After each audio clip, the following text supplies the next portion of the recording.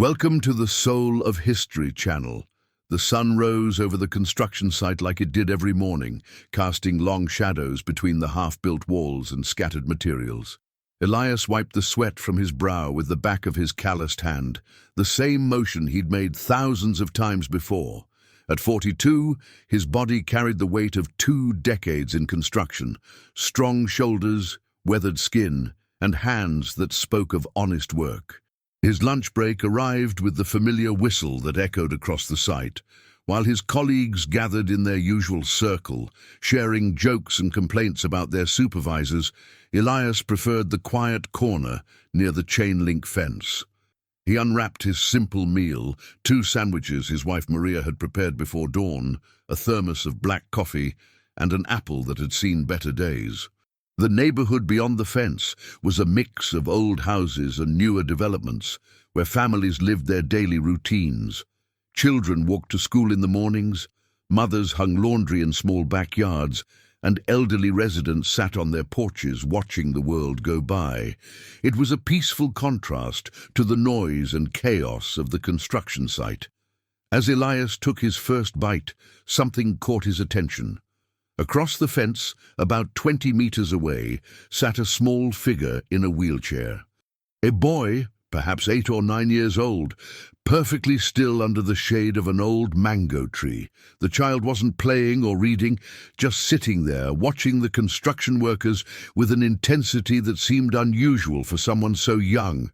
Elias had always been observant, a trait that served him well in his work. He noticed when materials were running low, when a wall wasn't quite straight, when a colleague seemed troubled. And now he noticed this child who appeared day after day, always alone, always watching. The boy's clothes were clean but simple, and his wheelchair, while functional, showed signs of wear. What struck Elias most was the child's stillness, not the restless energy typical of children, but a profound quiet that seemed to envelope him like an invisible barrier. "Hey, Elias!" called out Roberto, one of the younger workers. "You gonna eat that whole sandwich? I forgot mine again." The group laughed, but Elias barely heard them. His attention remained fixed on the silent boy across the fence. When the whistle blew again, signaling the end of lunch break, Elias gathered his things and returned to work. But throughout the afternoon, as he mixed cement and laid bricks, his thoughts kept drifting to that small, quiet figure. There was something about the child that stirred a feeling he couldn't quite name. Not pity, but rather a recognition of solitude that resonated with his own introspective nature. That evening, as Elias walked home through the familiar streets, he found himself looking back toward the mango tree. The boy was gone, but the image remained vivid in his mind. At home, as Maria served dinner and chatted about her day at the local market, Elias listened with half his attention, while the other half wondered about a child who spent his days watching strangers work. Before sleep took him, Elias made a quiet decision. Tomorrow he would pay more attention to the boy by the fence, not to intrude or interfere, but simply to observe and understand. In his simple way, Elias believed that everyone deserved to be seen, to be acknowledged, even from a distance. The construction site would be the same tomorrow, the same noise, the same work, the same routine. But for Elias, something had shifted. In the silence of that watching child, he had glimpsed something that called to the deeper part of himself, the part that understood that sometimes the most profound connections begin not with words, but with simple recognition of another soul's presence in the world. The second day brought the same routine, but Elias approached his lunch break with a heightened awareness. As he settled into his usual spot by the fence, he glanced toward the mango tree with what he hoped appeared to be casual interest. The boy was there again, positioned in exactly the same place, his wheelchair angled toward the construction site. Today, Elias allowed himself to study the child more carefully. The boy had dark hair that fell across his forehead, and his hands rested motionlessly on his lap. His eyes, large and remarkably focused, followed the movements of the workers with an attention that suggested he was cataloguing every detail. Yet there was no expression of curiosity or excitement that one might expect from a child watching such activity. As Elias unwrapped his lunch, he noticed something that hadn't registered the day before. The boy's lips moved slightly, not as if he were speaking, but as if he were counting or reciting something to himself. The movement was rhythmic, almost meditative, and it continued for several minutes before stopping entirely. Roberto's voice broke through Elias's observation. "You're staring at that kid again. What's so interesting about him?" Several of the other workers turned to look, and Elias felt a flush of embarrassment. "Nothing special," Elias replied, taking a deliberate bite of his sandwich. "Just eating my lunch." "Kid's probably not right in the head," muttered Carlos, an older worker with little patience for anything that disrupted his routine. "Sitting there every day like a statue, his parents should keep better track of him." Elias felt an unexpected surge of protectiveness. "Maybe he just likes watching us work. Nothing wrong with that." His voice carried a firmness that made Carlos shrug and turn away, but Roberto wasn't finished. "I heard from my wife that there are some families in that neighborhood with special kids. You know, the ones who can't go to regular school." He tapped his temple with a finger. "Different." The casual cruelty in Roberto's tone made Elias's jaw tighten. He had grown up with a younger sister who struggled with learning difficulties, and he remembered how the neighborhood children would sometimes point and whisper. His parents had taught him that difference wasn't something to mock, but rather something to understand and respect. "Different doesn't mean wrong," Elias said quietly, but his words carried across the small group. An uncomfortable silence followed, broken only by the distant sounds of machinery and traffic. When the lunch break ended, Elias found himself moving more slowly than usual. As he gathered his thermos and the wrapper from his sandwich, he glanced once more toward the mango tree. The boy was still there, but now his head was turned slightly, and for just a moment their eyes met across the distance. The child didn't wave or smile. He simply looked at Elias with those same intense, observant eyes. But in that brief connection, Elias felt something pass between them, not understanding exactly, but acknowledgement. The boy had been watching the workers, but now Elias realized that he, too, was being watched. That afternoon, as Elias worked on laying the foundation for what would become the building's main entrance, he found his attention divided.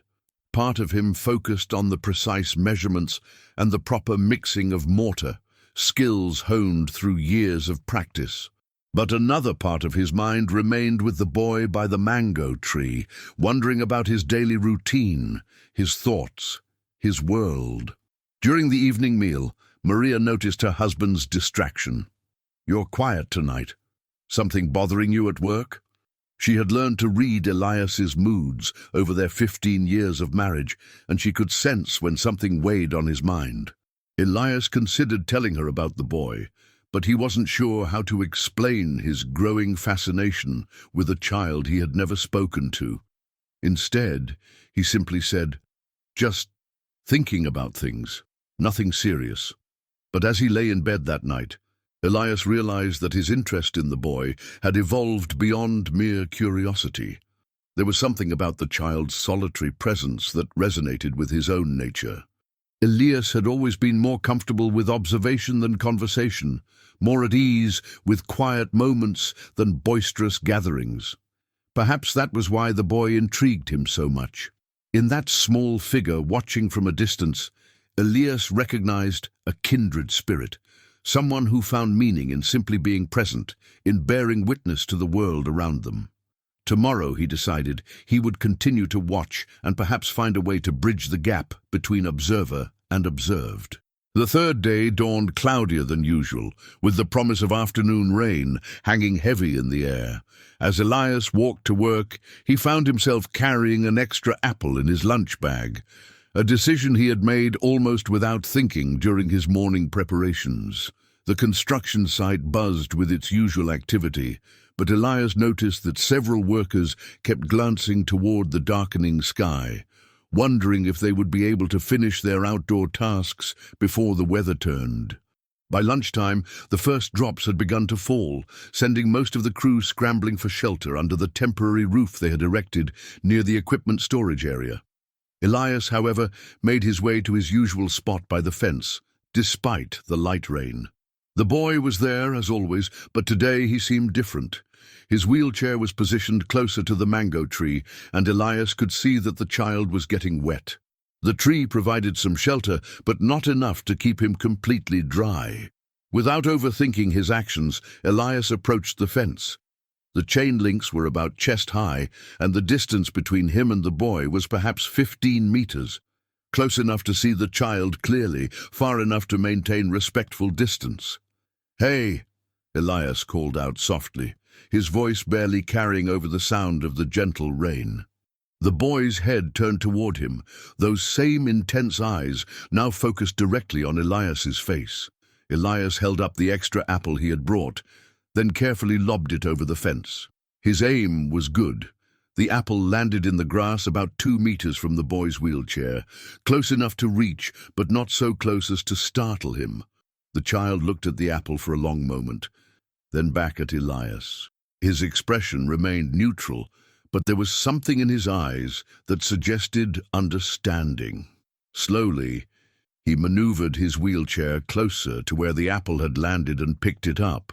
For several minutes, they simply looked at each other across the fence and the rain. The boy held the apple in both hands, turning it slightly, as if examining it from all angles.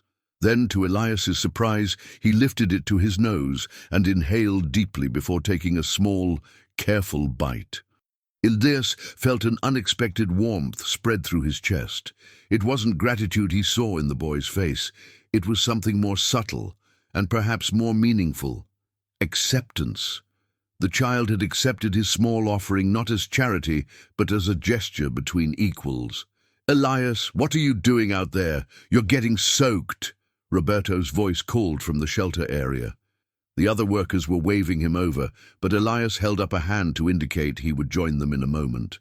When he looked back toward the boy, the child had finished the apple and was holding up one hand, not exactly a wave, but a deliberate gesture of acknowledgement. Elias raised his own hand in response, then turned and jogged toward the shelter where his colleagues waited. "You're crazy, man," laughed Roberto as Elias shook the water from his jacket, standing out there in the rain talking to that kid. Did he even respond? "He ate the apple," Elias said simply, which caused a few chuckles among the group. "Well, that's progress," said Miguel, an older worker who had been quietly observing the exchange. "Maybe he's not as far gone as we thought." Elias wanted to correct Miguel's assumption. The boy wasn't gone anywhere, just different, but he decided that actions would speak louder than arguments. Instead, he quietly resolved to continue his small gestures, to see if this tentative connection might grow into something more meaningful. The rain continued through the afternoon, but it was light enough that work could continue. As Elias helped to move materials under cover and adjust the day's schedule to accommodate the weather, he found himself glancing frequently toward the mango tree. The boy had moved his wheelchair to a spot where the tree's canopy provided better protection, but he remained in his watching position. That evening, as Elias walked home through streets that smelled of wet earth and fresh rain, he reflected on the day's small victory. It had been such a simple thing, throwing an apple over a fence, but it felt like the beginning of something important. At dinner, when Maria asked about his day, Elias found himself telling her about the boy for the first time. He described the child's daily presence, his quiet attention, and the shared moment with the apple. "That's sweet of you," Maria said, but her voice carried a note of concern. "Just be careful, love. You don't know anything about his situation. Some parents might not appreciate a stranger paying attention to their child." Elias nodded, understanding her worry. But something told him that this boy needed attention, needed to know that someone saw him, and cared about his presence in the world. Tomorrow, he decided, he would bring another small offering, not to create dependence, but to nurture the fragile connection that had begun to form between two very different souls.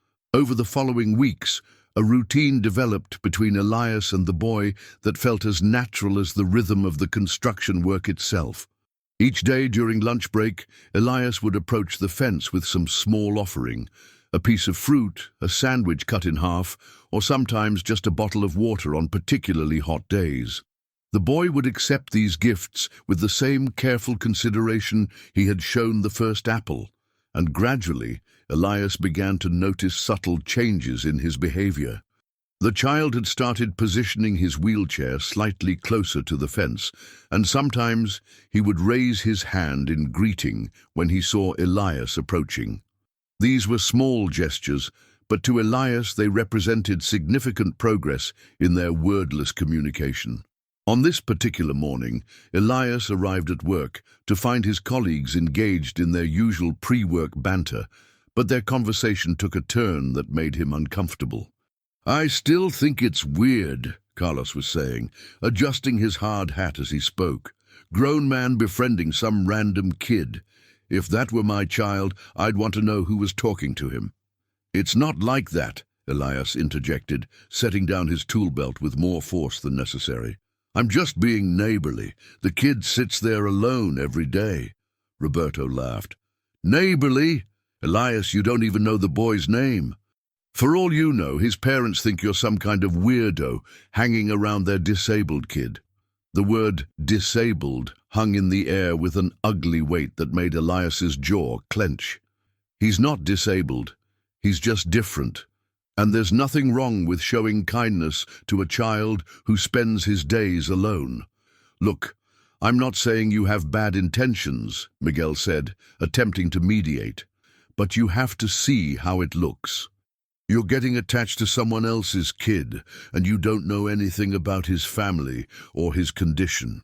Elias wanted to argue that attachment wasn't something to be ashamed of, that caring for others, even strangers, was what made them human.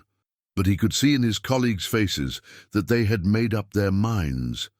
To them, his daily interactions with the boy were, at best, odd behavior, and at worst, something more troubling. When lunch break arrived, Elias found himself hesitating at the fence. His colleagues' words had planted seeds of doubt in his mind. Was he overstepping boundaries? Was his attention unwelcome or inappropriate? The boy was in his usual spot, but today Elias noticed something different. The child's clothes looked rumpled, as if he had slept in them, and there were dark circles under his eyes that suggested fatigue or distress. More concerning, there was no water bottle or snack visible near his wheelchair, items that had occasionally appeared during their previous encounters. Elias's protective instincts overrode his doubts. He approached the fence and called out softly, "Are you okay?" The boy looked up, and for the first time, Elias saw clear distress in those usually calm eyes. The child's hands were fidgeting in his lap, and he kept glancing toward the street as if waiting for someone who wasn't coming. Without hesitation, Elias opened his thermos and poured fresh water into the cup. He passed it through the fence, stretching his arm as far as he could manage. The boy wheeled closer, closer than he had ever come before, and accepted the cup with both hands. As the child drank, Elias noticed his movements were more agitated than usual. His free hand tapped against the wheelchair's armrest in a repetitive pattern, and he kept making soft sounds, not words, but vocalizations that seemed to express frustration or anxiety. "It's okay," Elias said gently, using the same tone he would use to calm a frightened animal. "Whatever's wrong, it's going to be okay." The boy finished the water and handed the cup back through the fence. As their fingers briefly touched during the exchange, Elias felt the child's hand trembling slightly. It was clear that something was very wrong, but Elias didn't know how to help beyond offering his presence and whatever comfort he could provide through the barrier of the fence. For the remainder of the lunch break, Elias sat on the ground near the fence, abandoning his usual eating routine to simply be present with the distressed child. He spoke softly about inconsequential things, the progress of the building construction, the weather, the birds that nested in the mango tree. He wasn't sure if the boy understood his words, but his agitation seemed to lessen as the minutes passed. When the work whistle blew, Elias stood reluctantly. "I have to go back to work now," he said, "but I'll be here tomorrow, okay? Same time, same place." The boy looked up at him with an expression that seemed to convey gratitude and perhaps a plea not to be abandoned. It was a look that would haunt Elias for the rest of the day and fuel his determination to continue their daily meetings, regardless of what his colleagues thought. That evening, Elias made a decision. He would find a way to learn more about this child, to understand his situation, and perhaps find ways to help beyond their limited fence-line interactions. Whatever judgment others might pass on his growing attachment to the boy, Elias knew in his heart that some connections transcend conventional boundaries, and that sometimes the most important relationships begin in the most unexpected places. 3 days had passed since Elias had noticed the boy's distress, and each day the child had seemed increasingly agitated. His usual calm demeanor was replaced by restless movements, frequent glances toward the street, and a withdrawal from their tentative interactions. On the 3rd day, he had barely acknowledged Elias's presence, accepting the offered water but avoiding eye contact entirely. On the 4th day, the boy didn't come at all. Elias sat by the fence during his lunch break, scanning the area around the mango tree and the surrounding yards. The empty space where the wheelchair usually sat felt unnaturally void, like a missing piece in a puzzle that had become part of his daily routine. "Your little friend didn't show up today?" Roberto observed, settling down nearby with his own lunch. There was no mockery in his tone. If anything, he seemed genuinely curious about the boy's absence. "No," Elias replied, continuing to watch the empty spot under the tree. He was upset about something the past few days. "I think something might be wrong at home." Miguel joined them, unwrapping a sandwich that smelled of garlic and herbs. "Maybe his family finally decided to keep him inside. Can't say I blame them. Leaving a kid like that alone every day doesn't seem safe." Elias wanted to argue that the boy had never seemed unsafe, that there was intelligence and awareness in his eyes that suggested he understood his environment perfectly well. But he kept these thoughts to himself, focusing instead on his growing worry about the child's well-being. The afternoon passed slowly, with Elias checking the area by the mango tree whenever his work brought him near the fence. The empty space seemed to grow larger with each glance, and by the end of the work-day he had made a decision that would have surprised his more cautious colleagues. Instead of taking his usual route home, Elias walked along the street that bordered the neighborhood beyond the construction site.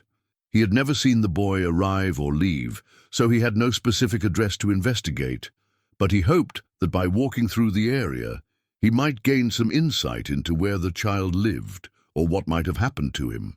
The neighborhood was quiet in the early evening, with the sounds of families preparing dinner drifting from open windows and children playing in small front yards. Elias felt somewhat awkward walking these unfamiliar streets, but his concern for the boy overrode his discomfort with the situation. As he rounded a corner 2 blocks from the construction site, he heard a sound that made him pause, a car engine running and voices raised in what sounded like an argument. The voices came from a modest house with a small front yard, where a sedan sat in the driveway with its doors open.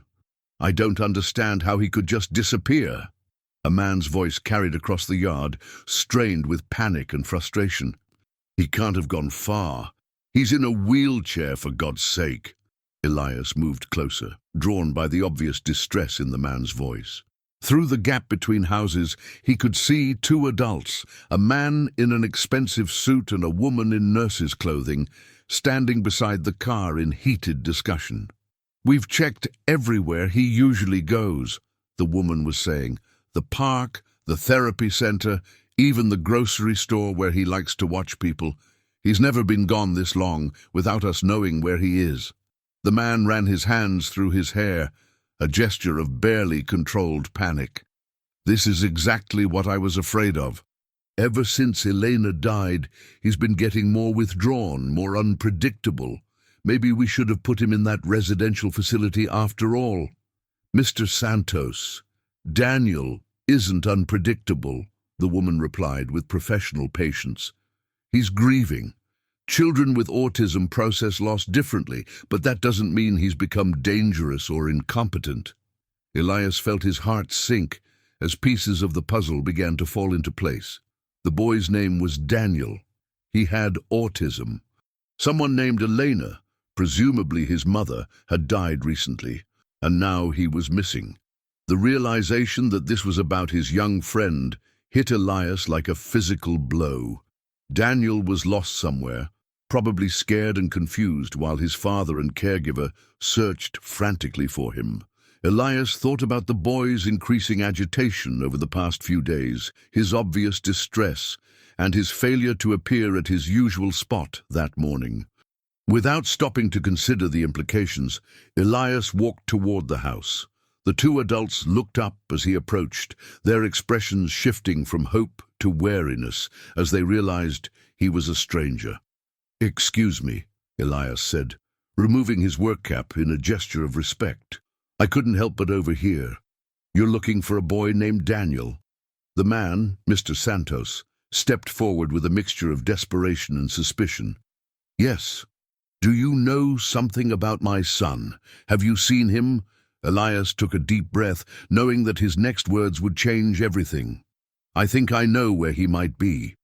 The car ride to the construction site was tense with unspoken questions and barely contained anxiety. Mr. Santos drove with the focused intensity of a man balancing hope and fear, while the woman, who had introduced herself as Teresa, Daniel's caregiver, sat in the passenger seat, giving Elias directions to areas they had already searched. Elias sat in the back, acutely aware that his work clothes and calloused hands marked him as an outsider in the pristine interior of the luxury sedan. But more than social discomfort, he felt the weight of responsibility. If he was wrong about Daniel's location, precious time would be lost in finding the missing boy. "Tell me again how you know my son," Mr. Santos said, his eyes meeting Elias's in the rearview mirror. There was no accusation in his tone, but Elias could sense the man's struggle to understand how a construction worker had become connected to his child. "I work at the building site near your neighborhood," Elias explained for the second time. "Daniel came every day to watch us work. He would sit under the mango tree by the fence. I started sharing my lunch with him a few weeks ago." Teresa turned in her seat to look at him. "He never told us about meeting anyone." "But then, Daniel doesn't communicate verbally very much, especially since his mother passed."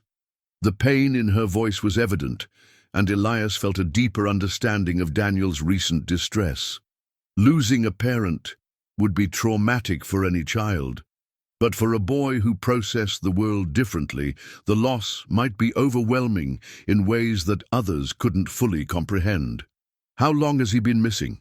Elias asked. "Since yesterday morning, Mr. Santos replied, his knuckles white as he gripped the steering wheel. Teresa arrived for their usual session, but Daniel wasn't in his room. We've been searching ever since." They pulled into the construction site's parking area, where a few evening shift workers were arriving for their duties. The day crew had long since departed, leaving the site quieter than Elias had ever experienced it. The partially completed building cast long shadows in the fading daylight, and the usual sounds of machinery and voices were replaced by an almost eerie stillness. "Where exactly did you see him?"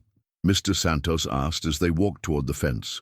Elias led them to his usual lunch spot and pointed toward the mango tree. "Right there, every day for about 3 weeks.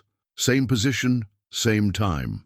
But the area under the tree was empty, just as it had been during lunch break. Mr. Santos's face fell, and Elias felt a stab of doubt about his theory. "Daniel!" Teresa called out, her voice carrying across the empty yard. "Daniel, if you're here, it's okay to come out. Papa is here and we're not angry." They waited in silence for several minutes, scanning the shadows and spaces where a wheelchair might be hidden. The neighborhood beyond the fence seemed deserted, with only the distant sounds of evening traffic and television programs drifting from nearby houses. "Maybe he found a different place," Elias suggested, though his confidence was wavering. "Somewhere that feels safe to him." Mr. Santos pulled out his cell phone. "I should call the police again, let them know we're checking this area." As he dialed, Teresa walked along the fence line, calling Daniel's name softly and listening for any response. Elias stood by the mango tree, trying to think like Daniel might. If the boy was upset and seeking comfort, where would he go? The tree had been his daily refuge, a place where he could observe without being observed, where he could find predictability in a world that often felt chaotic. Then he remembered something Daniel's father had said in the driveway. "We've checked everywhere he usually goes." But this wasn't a place Daniel usually went. This was a place he came every single day, as regularly as sunrise. It was his sanctuary, his chosen spot in a world that probably offered him few choices. "I don't think he's gone far," Elias said, interrupting Mr. Santos's phone conversation. "This place means something to him. He wouldn't just abandon it." As if responding to Elias's words, a soft sound came from somewhere nearby, not quite a voice, but a human sound nonetheless. All three adults froze, listening intently. "Daniel!" Teresa called again, moving toward the sound. The response came from an unexpected direction, behind them, from within the construction site itself. Somehow, Daniel had found a way onto the work site and had been hiding among the building materials and equipment. As they turned toward the sound, a figure emerged from behind a stack of concrete blocks about 30 meters away. Daniel sat in his wheelchair, but he looked smaller and more fragile than Elias had ever seen him. His clothes were dirty, his hair disheveled, and his face streaked with tears. "Oh, thank God," Mr. Santos whispered, and for the first time since Elias had met him, the man's carefully controlled composure cracked entirely. The reunion between father and son was unlike anything Elias had expected. There were no dramatic embraces or emotional declarations. Instead, Daniel remained in his wheelchair while his father knelt beside him, speaking in low, gentle tones and carefully checking him for injuries. Teresa approached slowly, giving the boy space to adjust to their presence while keeping her voice calm and reassuring. "Daniel, we were so worried about you," Mr. Santos said, his hand hovering near his son's shoulder, but not quite touching. "Are you hurt? Are you okay?" Daniel's response was not verbal. He looked at his father with those same intense eyes Elias had come to know, then turned his gaze toward Elias. For a long moment, the boy simply stared at him, and Elias felt as though he were being evaluated, judged, perhaps even blamed for the disruption to their routine. "This is Elias Daniel," Teresa said gently. "He's the man who's been sharing his lunch with you. He helped us find you." Mr. Santos looked between his son and Elias, and something in his expression shifted, not suspicion, but a dawning understanding. "You're the one," he said quietly. "You're the reason Daniel has been calmer these past few weeks. Teresa mentioned that his behavior had improved, but we couldn't figure out why." Elias felt uncomfortable with the attention, but he stepped closer to Daniel's wheelchair. "I was worried when you didn't come today," he said to the boy. "I brought you an apple, but you weren't there." For the first time since they had found him, Daniel's rigid posture relaxed slightly. He reached into a small bag attached to his wheelchair and pulled out something unexpected, a half-eaten sandwich that Elias recognized as one he had shared several days earlier. "He kept it," Teresa observed with wonder. "Daniel, you kept Elias's sandwich." Mr. Santos ran a hand through his hair. the same gesture Elias had witnessed in the driveway hours earlier. "I don't understand. How did you get onto the construction site? How long have you been hiding here?" Daniel pointed toward a section of the fence where the chain links had been bent slightly, creating a gap just wide enough for a wheelchair to pass through if maneuvered carefully. It was a spot Elias had never noticed, hidden behind some overgrown bushes and partially obscured by construction materials. "He's been coming here on his own," Elias realized, "not just to watch from the other side of the fence. He's been inside the site." Teresa looked concerned. "Daniel, this is a dangerous place. There are sharp objects and heavy machinery. You could have been seriously hurt." But Mr. Santos was studying his son's face with a different expression. "He felt safe here," he said slowly, "safer than at home." The admission hung in the air with painful honesty. Elias could sense the guilt and self-recrimination in the man's voice, the recognition that his grieving son had sought comfort from a stranger rather than from his own family. "It's not about you being a bad father," Elias said quietly. "Sometimes people need different kinds of comfort. Daniel found something here that he needed." "What did he find, Mr. Santos asked, genuinely seeking to understand. Elias looked at Daniel, who was watching their conversation with that familiar, intense attention. "Routine, maybe. Predictability.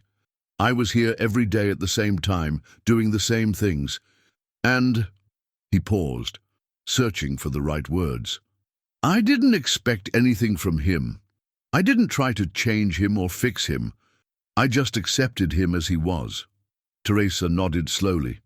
"Children with autism often struggle with change and uncertainty. Since Elena died, everything in Daniel's world has been different. His routine, his environment, even the people around him are all processing grief in ways that might be confusing to him." Mr. Santos knelt down to Daniel's eye level. "Is that true, son? Did coming here make you feel better?"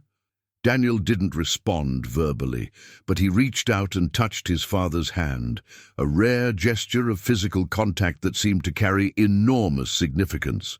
"I've been so focused on providing for him, on making sure he had the best medical care and therapy," Mr. Santos said, his voice thick with emotion. "But I forgot about just being with him, about accepting him exactly as he is." Elias felt he was witnessing something intensely private, a family grappling with loss and learning to reconnect. "I should probably go," he said, taking a step back. "No," Mr. Santos said quickly, "please don't. You've given my son something I couldn't, and I need to understand what that was.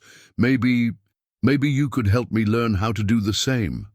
Daniel looked from his father to Elias, and for the first time since they had found him, he made a sound. Not distressed or agitated, but something that might have been contentment. It was the sound of a child who finally felt understood, who had found adults willing to meet him in his own world, rather than forcing him to navigate theirs. As the sun set behind the partially completed building, casting long shadows across the construction site, 3 adults and 1 remarkable boy began the process of building something more important than any structure. They began building understanding, acceptance, and a bridge between 2 very different worlds.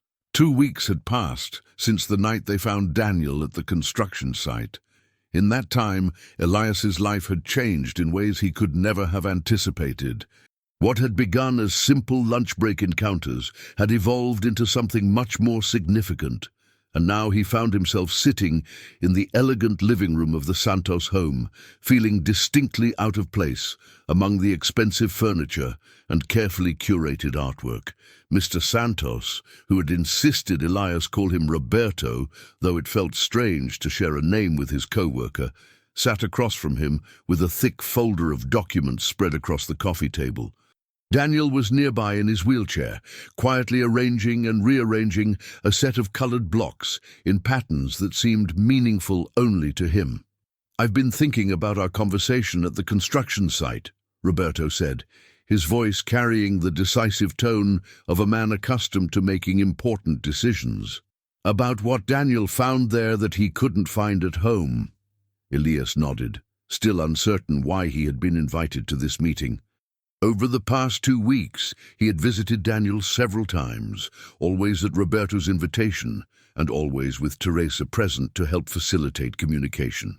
The boy had seemed more relaxed during these visits, more willing to engage in their wordless interactions. "I want to show you something," Roberto continued, opening the folder and pulling out architectural drawings and photographs. "These are plans for a community center I've been considering building. It would serve children and adults with disabilities, providing therapy services, educational programs, and most importantly, a place where they can simply be themselves." Elias studied the drawings with the trained eye of someone who had spent decades in construction. The plans showed a single-story building with wide corridors, accessible bathrooms, and large windows that would flood the interior with natural light. There were therapy rooms, a sensory garden, and what appeared to be workshop spaces for various activities. "It's a beautiful design," Elias said honestly.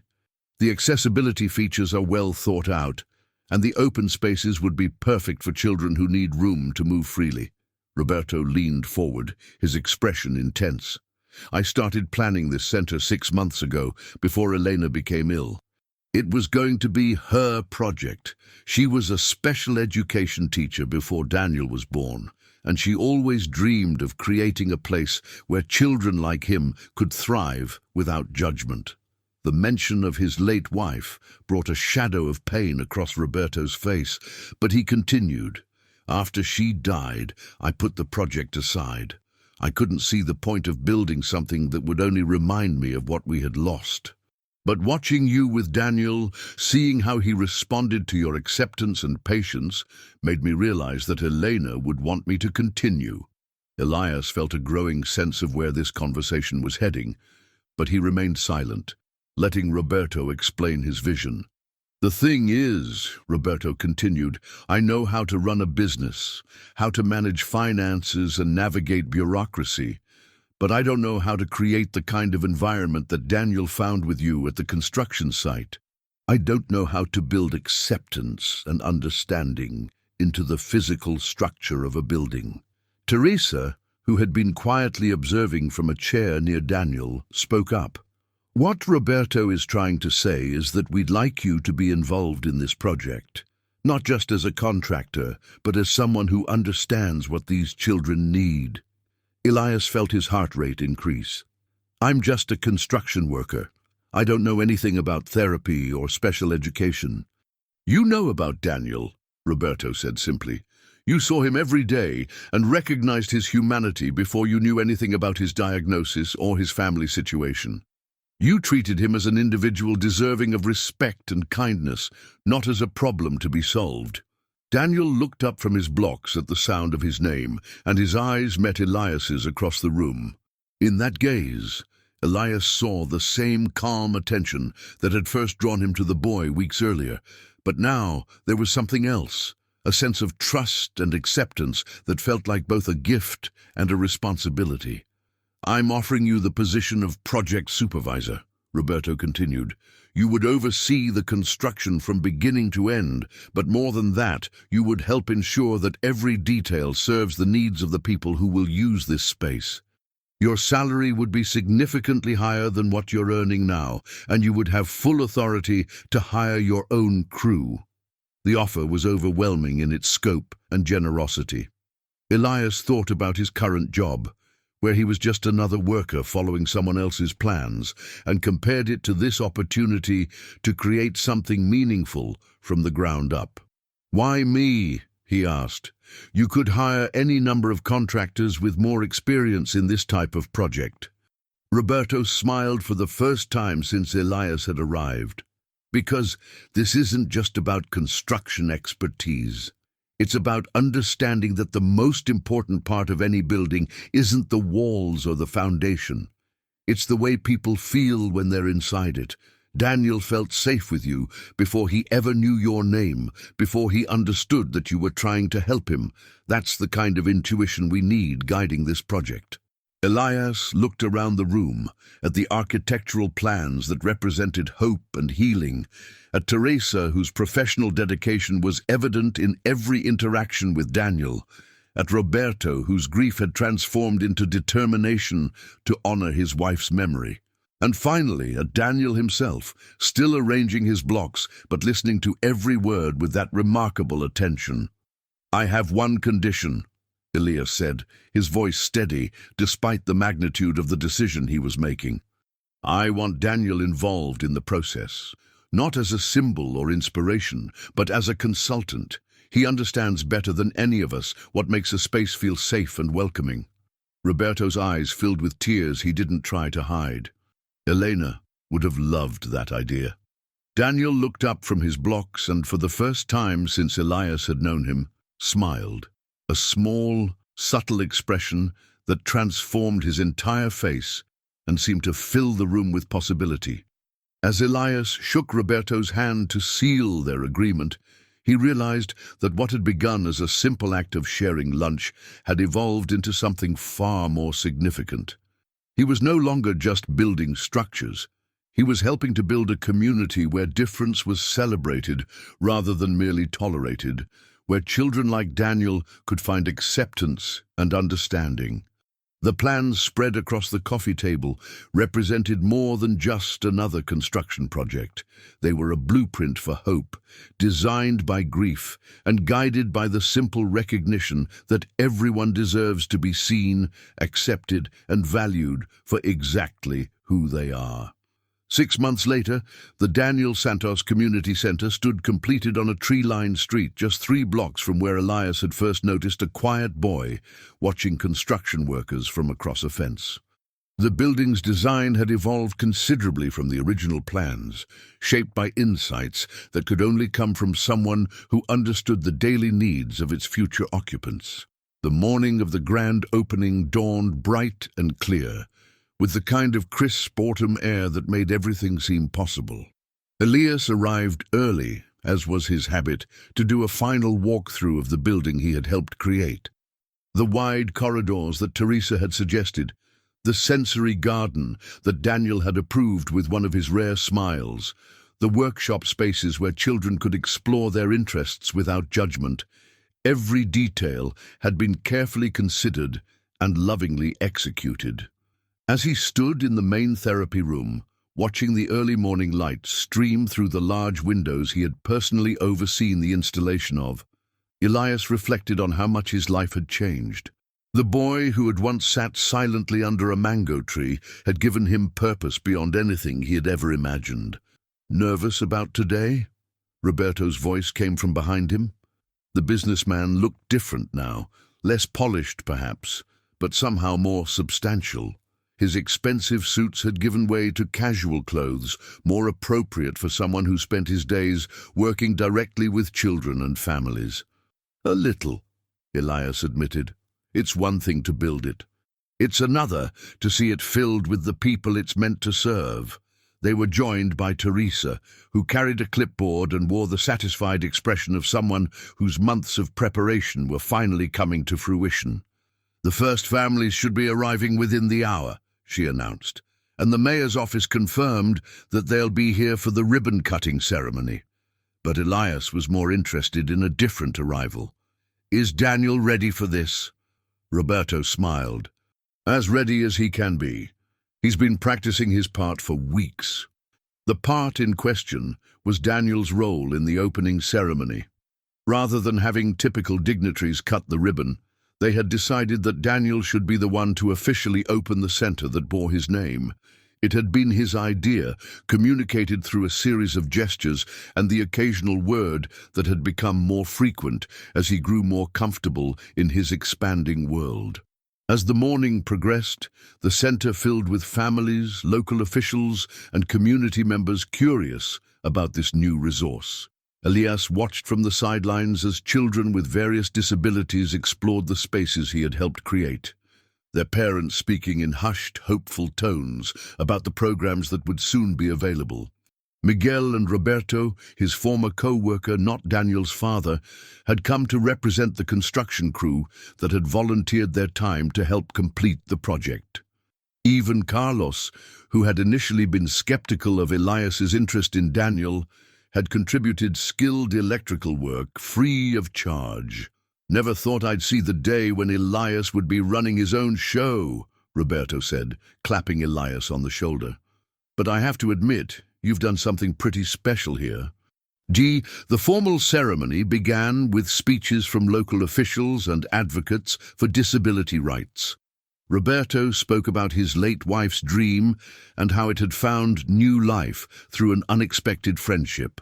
Teresa discussed the programs the center would offer and the difference it would make in the lives of local families. When it came time for the ribbon cutting, Daniel wheeled his chair to the front entrance where a ceremonial ribbon had been stretched across the doorway. The crowd fell silent as the boy who had inspired this entire project positioned himself carefully and took the scissors his father offered him. For a moment, Daniel simply sat there, looking at the ribbon and then at the faces of the people gathered around him. Elias could see the boy processing the moment, understanding its significance in his own way. Then, with careful deliberation, Daniel cut the ribbon. As the two pieces fell away, the crowd erupted in applause, but Elias was watching Daniel's face. The boy looked up at him across the crowd, and in that gaze was a recognition of their shared journey. From silent observer and observed to partners in creating something meaningful.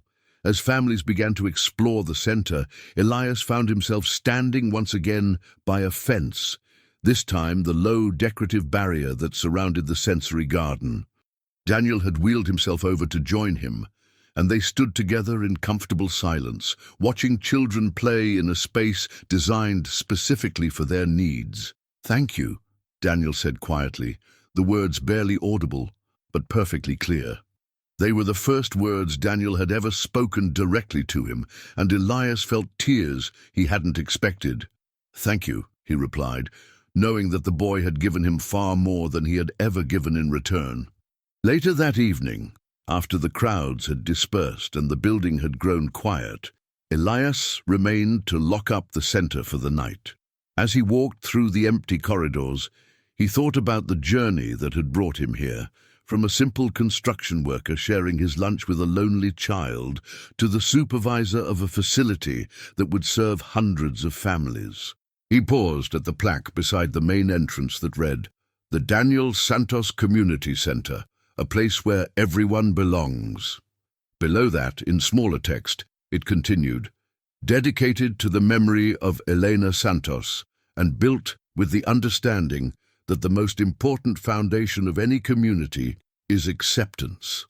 Outside, under the same sky where he had first noticed a boy in a wheelchair watching the world from a distance, Elias realized that some of the most important construction happens not with brick and mortar, but with patience, kindness, and the willingness to see others as they truly are.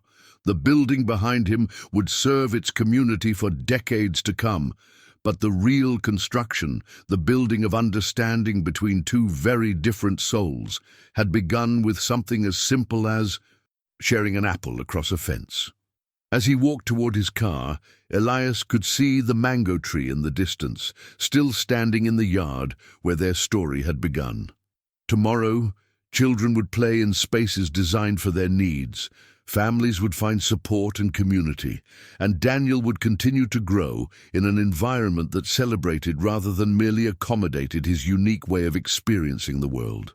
The silent bond that had formed between a construction worker and a boy with autism had become something far greater, a community center, a symbol of hope, and a testament to the power of acceptance to transform not just individual lives, but entire communities.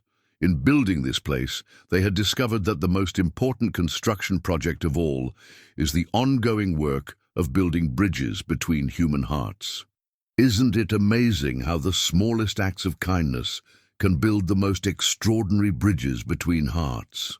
This beautiful story of Elias and Daniel reminds us that true connection doesn't always need words. Sometimes it starts with something as simple as sharing an apple across a fence. The way their silent bond grew into something that transformed an entire community shows us the incredible power of acceptance and understanding. If this story moved you like it moved me, I'd love to hear your thoughts in the comments below. Please hit that like button and share this video with someone who believes in the magic of human connection. I'm absolutely fascinated to know where this message of hope and acceptance is reaching around the world. Drop a comment and tell me, what country are you watching from? Whether you're joining us from bustling cities or quiet towns, from North America to Asia, Europe to Africa, or anywhere in between, you're part of this beautiful community that believes in the power of compassion. And if stories like this inspire you to see the world a little differently, don't forget to subscribe to the channel, because every week we're here to remind you that extraordinary things happen when ordinary people choose kindness.